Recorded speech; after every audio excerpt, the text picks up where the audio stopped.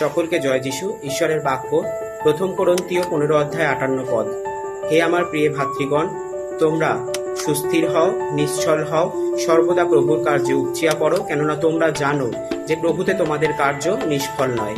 অর্থাৎ আমরা যখন প্রভুর কাজ করার বা প্রভুর সেবা করার সুযোগ পাই, আমরা যেন আমাদের মন প্রাণ দিয়ে, সমস্ত কিছু দিয়ে সত্যের সাথে ঈশ্বরের সেবা করতে পারি।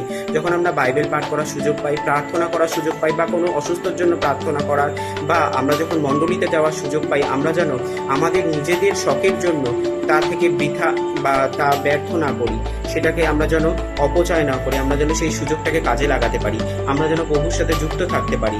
আমরা হয়তো এমন পরিস্থিতিতে রয়েছি যখন আমরা প্রার্থনা করার সুযোগ পাচ্ছি না, সময় পাচ্ছি না, সেই সময়তেও যেন আমরা 1 মিনিটের জন্য হলেও প্রভুর কাছে নত হই এবং প্রভুর কাছে প্রার্থনা করি, ছোট করে হলেও। কারণ প্রভুতে আমরা যখন কোনো কার্য করি, প্রভু যখন আমাদের বিশ্বস্ত, আমাদের প্রার্থনা, আমাদের কার্য নিষ্ফল নয়। ঈশ্বর তার বাক্য